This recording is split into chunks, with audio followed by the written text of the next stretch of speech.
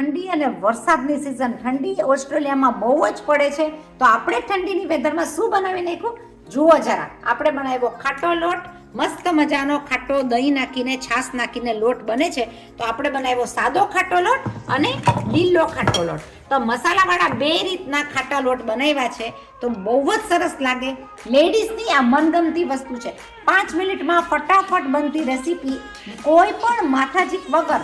નથી આપણે બાફવાનું, નથી આપણે કંઈ પણ એને તપેલામાં નાખીને તેલ નાખીને જે કરતા હોય છે ખીચું બનાવવાની રીતમાં, કંઈ જ નથી કરવાનો. પણ ખાટો લોટ બહુ જ સરસ મજાનો તૈયાર થતો હોય છે.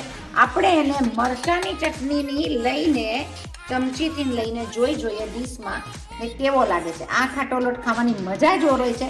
જરૂર બનાવજો. ઠંડીની વેધરમાં, વરસાદની વેધરમાં, ગમે એ ટાઈમે મહેમાન આવ્યા હોય તો આ ખાટો લોટ બહુ જ સરસ લાગતો હોય છે.